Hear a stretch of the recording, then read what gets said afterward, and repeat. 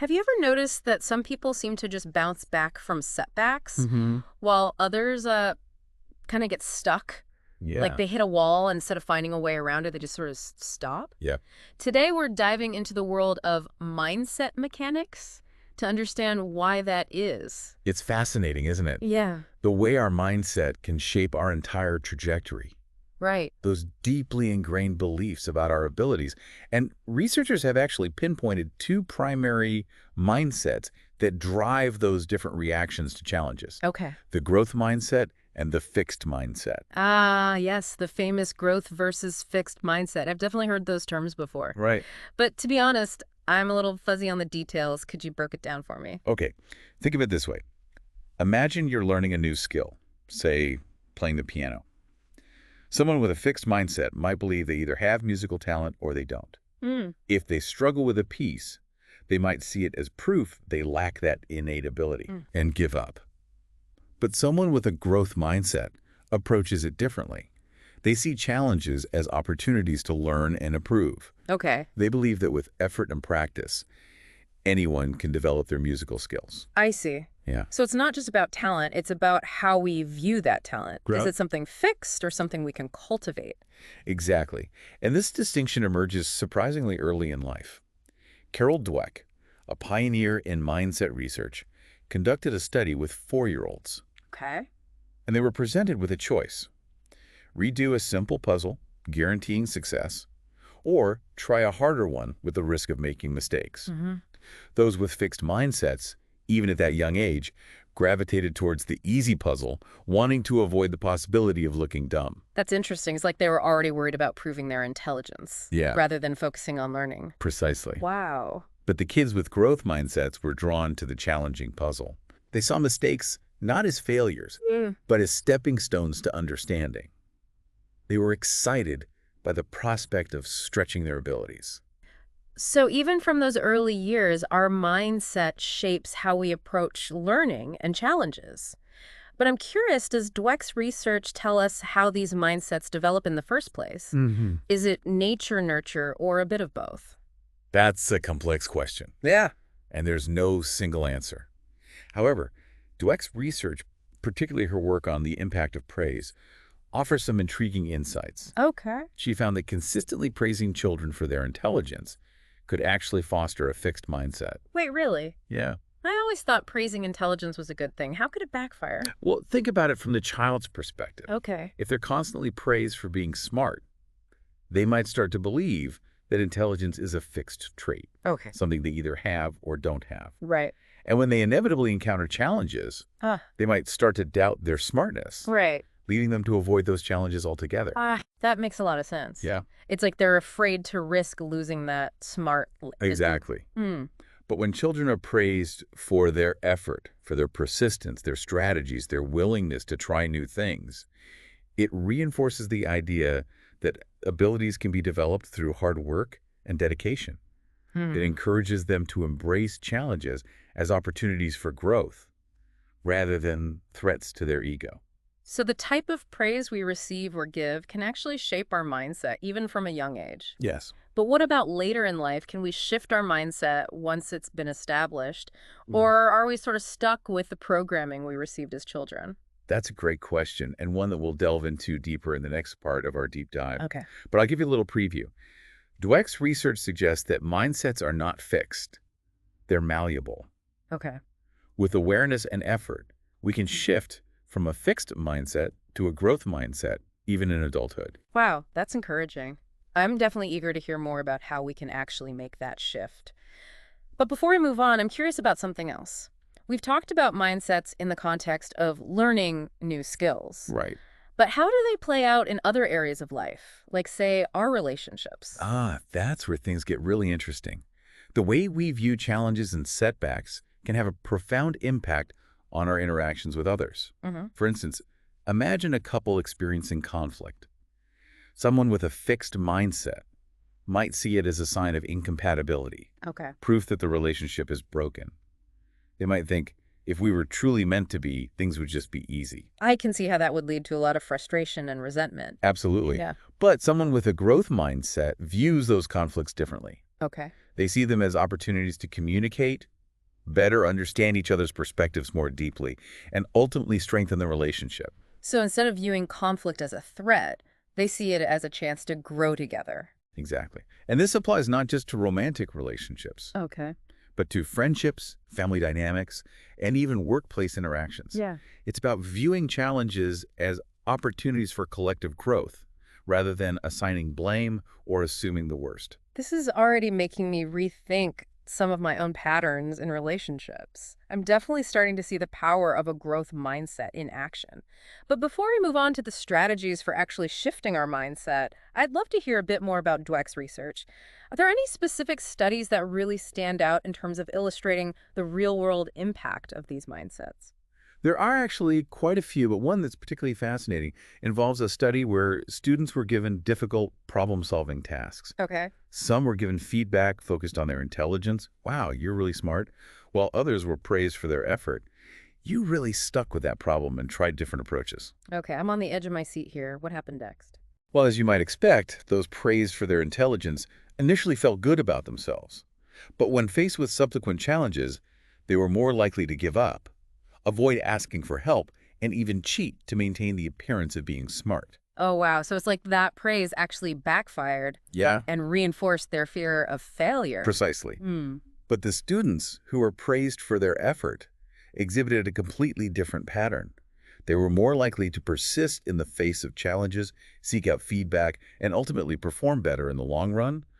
They saw setbacks as opportunity to learn and refine their strategies, rather than threats to their self-worth. This is incredible. It really highlights how even subtle differences in the way we frame things, like the type of praise we give, can have a huge impact on mindset Right. and ultimately on performance. Yeah, But I'm realizing we've covered so much ground already, we have. and we've only just scratched the surface. I know there's much more to explore. And that's where we'll pick up in part 2 of our deep dive. We'll delve deeper into specific strategies for cultivating a growth mindset Okay. and how you can apply them in your own life to navigate challenges with more resilience, creativity, and ultimately success. I can't wait. I'm already feeling inspired to rethink some of my own approaches. Until next time, dear listeners, start paying attention to those internal voices. Are they fixed? Or are they growth-oriented? The answers might surprise you. Welcome back. Yes. Last time we were just starting to unpack Carol Dweck's research on mindsets, Uh-huh. and it's clear these mindsets have a huge impact. Yeah. But the good news is they're not set in stone. So where do we go from here? How do we actually shift from a fixed mindset to a growth mindset? That's the million-dollar question, isn't it? Right. And luckily, Dweck doesn't just leave us hanging with the problem. She offers some really concrete strategies. It all starts with awareness. You have to be able to spot those fixed mindset thoughts as they creep in. Okay, so like catching myself when I think I'm terrible at this or I'll never be as good as so-and-so. Yeah. Those are the red flags, right? Exactly. Once you're aware of those thoughts, the next step is to challenge them. Don't just accept them as truth. Ask yourself, is this really true? Or is it just my fixed mindset talking? So it's like having an internal debate, putting those limiting beliefs on trial, so to speak. Right. What happens then? Then comes the exciting part, reframing. You take that fixed mindset thought and consciously rephrase it from a growth perspective. So instead of, I'm terrible at this, it becomes, I'm not great at this yet, but I can learn and improve with practice. I love that. It's not about denying the struggle. It's about changing the narrative. Right. But I imagine this takes a lot of effort. Yeah. Our thought patterns are pretty ingrained. You're absolutely right. It's a process, not a quick fix.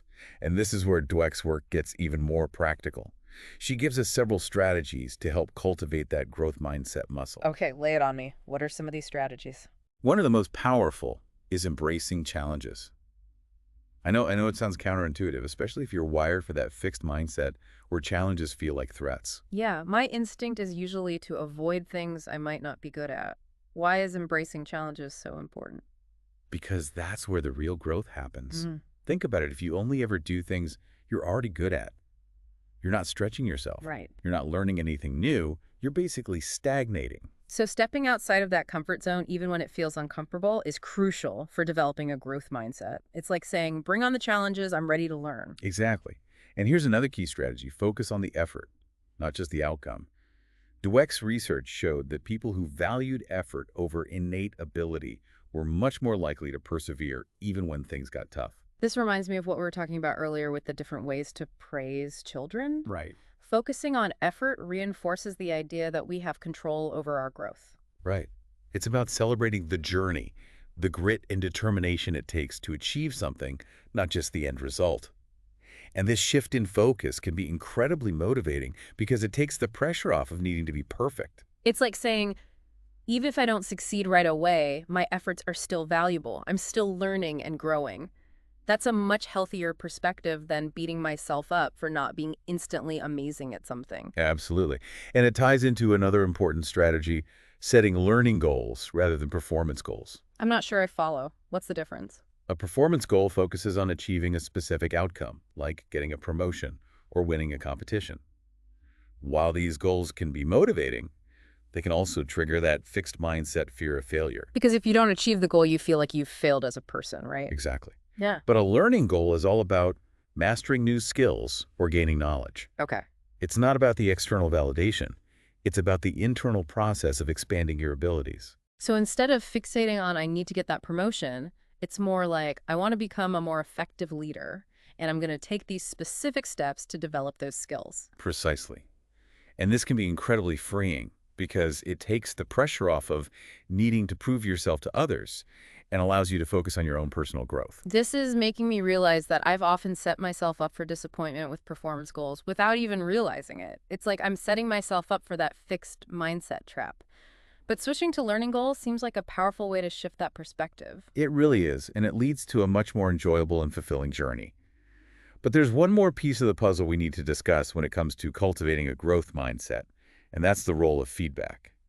Feedback. That's something I've always struggled with, especially when it's negative. It's so easy to take it personally. I hear you. And that's a classic fixed mindset response. Seeing feedback, particularly criticism, as a judgment on your worth as a person. But someone with a growth mindset approaches feedback completely differently. They see it as valuable information, regardless of whether it's positive or negative. So instead of getting defensive or shutting down, they're able to take it in and use it to improve. Exactly. They might think, okay, this is something I need to work on, or this feedback gives me a new perspective I hadn't considered before. It's about using feedback as a tool for growth, not a weapon against yourself. That's a powerful shift in perspective. It's like reframing feedback as a gift, even if it comes in an awkwardly wrapped package. But I imagine it takes a lot of conscious effort to move from that defensive stance to a more receptive one. It does. And it's a process. You're not going to suddenly become a feedback ninja overnight. But the more you practice seeing feedback as an opportunity for growth, the easier it becomes, and the more you'll learn and develop. This is all starting to make so much sense.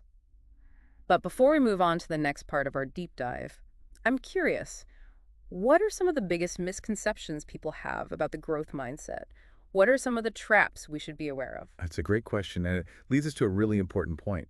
There's a difference between simply believing in the growth mindset and actually embodying it. Sometimes people can fall into the trap of what's called a false growth mindset. They might say all the right things about effort and learning, but their actions don't align. Oh, wow. So it's not enough to just talk the talk. You have to walk the walk. How can we spot the difference between a genuine growth mindset and a false one?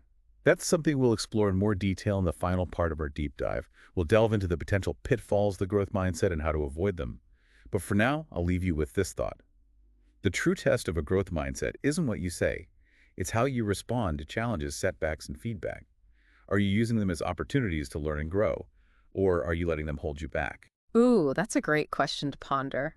I'm already starting to think about some of my own responses and where I might be falling into that false growth mindset trap. I can't wait to hear more about that in the next part. But until then, dear listeners, keep practicing those growth mindset strategies. See if you can catch those fixed mindset thoughts and reframe them. You might be surprised at the difference it makes. All right, we're back for the final part of our deep dive into mindset mechanics. And I'm really curious to hear more about what you were saying at the end of part 2 about that false growth mindset. It seems like a tricky concept. How can you believe in growth but not actually be practicing it? It's a fascinating paradox, isn't it? Yeah. And it often stems from a misunderstanding of what the growth mindset truly entails. You see, sometimes people adopt the language of growth. They talk about effort, embrace challenges superficially, Right. even offer praise focused on process, but their underlying beliefs haven't actually shifted. So they're sort of putting on a growth mindset facade, but deep down they're still operating from that fixed mindset fear of failure. Precisely. And one of the telltale signs of a false growth mindset is an aversion to genuine feedback. They might say they want feedback, but when they receive it, particularly if it's critical, they get defensive, dismiss it, or even blame the messenger. Ah, that makes sense. Yeah. Like they're only open to feedback that confirms their existing beliefs, not feedback that challenges them to grow. Exactly. And another hallmark of a false growth mindset is a tendency to give up easily when faced with obstacles. Mhm. They might initially embrace a challenge, Yeah. but at the first sign of difficulty, they throw in the towel, claiming it's too hard or not worth the effort. So it's more about appearing growth-oriented than actually putting in the work and persistence required for real growth. It's like wanting the results without the effort. That's a great way to put it. And this can be especially detrimental in areas where consistent effort is crucial for success, Right. like learning a new skill, Right. building a business, or even maintaining healthy relationships. It's like they're taking a shortcut, skipping the hard parts, and then wondering why they're not seeing the same results as those who are truly embracing the growth mindset. Exactly.